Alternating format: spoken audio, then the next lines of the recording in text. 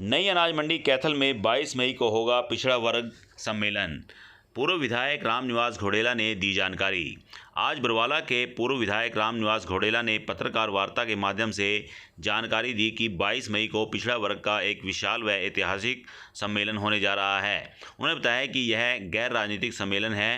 उन्होंने कहा कि बैकवर्ड समाज के लोगों की मांग को लेकर इस विशाल सम्मेलन का आयोजन किया जा रहा है, जिसमें बैकवर्ड क्लास के शीर्ष नेता, संगठन व पूरा बैकवर्ड क्लास शामिल होगा। उन्होंने कहा कि बैकवर्ड समाज की कुछ मांगें हैं जिनकी ओर सरकार कोई ध्यान नहीं दे रही। सरकार को चेताने के लिए इस सम्मेलन का आयोजन किया जा रहा है। अगर इसके बाद भी सरकार इन मांगों की ओर ध्यान नहीं देती या पूरा नहीं करती तो दिसंबर के बाद एक नई रणनीति तैयार की जाएगी और इसके बाद एक विशाल रैली का आयोजन किया जाएगा। इस मौके पर बैकवर्ड क्लास के गणमान्य व्यक्ति मौजूद रहे। उन्होंने प्रेस वार्ता के माध्यम से समाज के लोगों को निमंत्रण दिया। इस मौके पर प्रेम जांगड़ा, देवी दयाल वर्मा, सुरेंद्र रोहिला, ओम प्रकाश सैन, ओम प्रकाश प्रजापति, नाथीराम, पवन कुमार कानूगो, गुरनाम प्रजापति मौजूद रहे। सरकार हमारी बात को मानती है तो हम सरकार का धन्यवाद करेंगे। मैं आज भी कहूँ ये बात, दिसंबर तक अगर सरकार हमारी बात को नहीं मानती तो दिसंबर के अंदर हम एक हरियाणा की सबसे बड़ी बैकवर्ड की रैली हिसार करेंगे और उसके अंदर हम फिर विपक्ष का नेता को बुलाएंगे। आज हम आए हैं कैथल। एक 22 मई को हमारे सभी पिछड़ा वर्ग के साथी मिलकर कैथल नई अनाज मंडी रेलवे स्टेशन के पास एक सम्मेलन करने जा रहे हैं और सम्मेलन वो बिना पार्टी का है। कोई किसी पार्टी का झंडा नहीं है, कोई डंडा नहीं है, ना किसी नेता की फ़ोटो है उसके अंदर। वो समाज का ही प्रोग्राम है और सभी साथी मिलकर वो प्रोग्राम कर रहे हैं। ये प्रोग्राम हम इसलिए कर रहे हैं कि आज से करीब 2 साल पहले मेरे से समाज के कई संगठन मिले थे कि बैकवर्ड समाज के अंदर कई संगठन हैं। उन्होंने मिलकर मेरे को ये कहा था कि भाई देखो, हमारी समाज की बैकवर्ड की कई मांगे हैं। पैदल चलकर हम देख ली, सीएम को ज्ञापन दे के हमने देख लिया, हमारी मांग के ऊपर कोई विचार नहीं हो रहा, तो आप कोई सुझाव दो। हमने उनको सुझाव दिया था, देखो भाई आप लोग सम्मेलन करो हर जिले के अंदर और हाजिरी पूरी होनी चाहिए।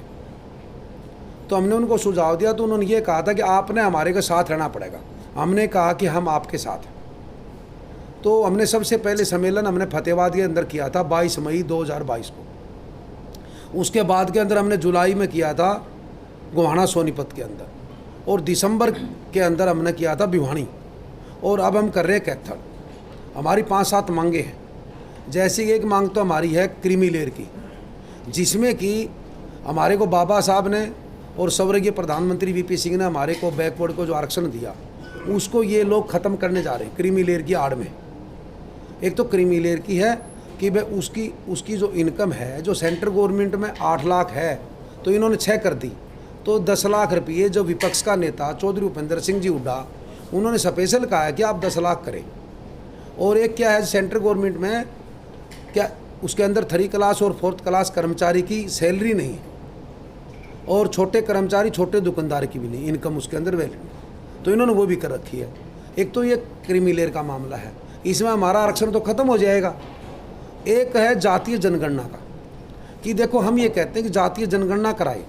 कांग्रेस पार्टी के समय में ये शुरू हो गई थी, अचानक बीजेपी की सरकार आ गई 2014 के अंदर, इन्होंने वह बंद कर दी। जातीय जनगणना हो, हर समाज को, हर जाति को पता लगे कि हमें देश भर प्रदेश में कितने लोग हैं। एक हमारा जो हुड्डा साहब ने बैकवर्ड ए को 10% और बैकवर्ड बी को 5% जो क्लास 1-2 में हुड्डा साहब ने दिया था, तो हम ये कहते हैं कि 15 तो हुड्डा साहब ने कर दिया था, 10 का 15 किया था, पूरा नहीं किया। परंतु वे हमारी मांग है बीजेपी सरकार से, खट्टर साहब से, कि हमारा 27 पूरा करें। एक जो बैकलॉग है उसको पूरा करें। और एक ये था कि हमारी सरकार के अंदर जब हुड्डा साहब मुख्यमंत्री थे तो पिछड़े वर्ग के साथियों को स्कूलों के अंदर, सरकारी स्कूलों में जब बच्चे पढ़ते थे 50 रुपये से लेकर 600 रुपये तक वजीफ़ा देना काम किया था। इन्होंने वो वजीफ़ा लगभग बंद कर दिया। मैं भी कई गाँवों के अंदर गया हूँ और सभी से हमने पूछा है कि वो वजीफ़ा पहले स्कूल में आता था और स्कूल में जो क्लर्क होता था वो उनके माँ बाप के खाते में डाल देता था। इन्होंने ऐसे ऐसे वो बंद कर दिया कि चंडीगढ़ डायरेक्टर ऑफिस में पैसे डलने शुरू हो गए, इसीलिए वो ख़त्म कर दिया। हमारी मांग है सरकार से कि वो 50 वाला 100 करे, 600 वाला 1200 करे, ताकि गरीब के बच्चे पढ़ ले।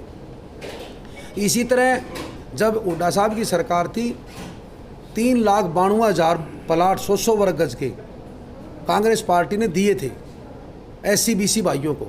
हमारी सरकार से मांग है कि 9 साल के अंदर इन्होंने 1 इंच जगह नहीं दी, उस स्कीम को दोबारा लागू करें ताकि गरीब आदमी आज के दिन महंगाई के अंदर प्लाट नहीं ले सकता, इसलिए सरकार दोबारा ये लागू करे।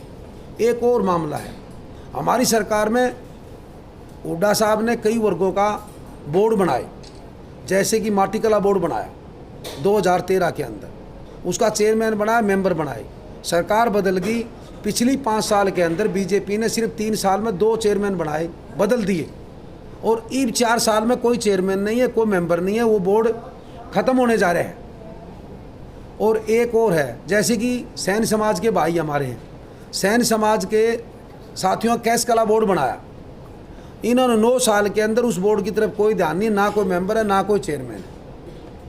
और भी कई चीज़ थी, आवा पजावा की ज़मीन का मैटर था कुमार जाति के लिए, और भी ऐसे था जो भाई बर्तन बनाते हैं गाँव के अंदर, उनके लिए हमारी सरकार में हुड्डा साहब ने एक फैसला और लिया था, जिस गांव में ज़मीन नहीं है उनको 5 किले ज़मीन हम एक्वायर करके देंगे।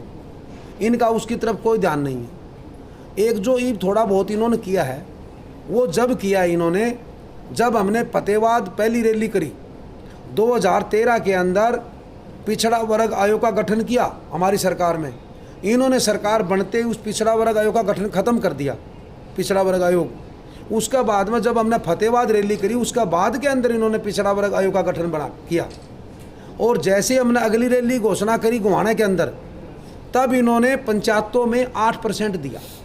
भाई न्यू बताओ, जब 16% तो हमारे को आरक्षण है तो 8% क्यों? और ये भी कहा कि जहाँ पर आबादी ज़्यादा है वहाँ पर हम 8 देंगे, जहाँ आबादी कम है वहाँ पर 2 देंगे। भाई एक प्रदेश है, कानून 2 है, ऐसा नहीं होना चाहिए। हमारी सरकार से मांग है कि हमारे को 27 दो, बैकवर्ड बी को भी दो। भाई जहाँ पर बैकवर्ड बी कम है तो वे तो फिर कभी नहीं बनेंगे, फिर सरपंच नहीं बन पाएंगे कभी भी। एक तो ये भी है, और अभी पीछे नया अभी इन्होंने एक काम और किया है, जो हम रैलियाँ करते हैं तब सरकार कोई न कोई छोटा मोटा काम करती है।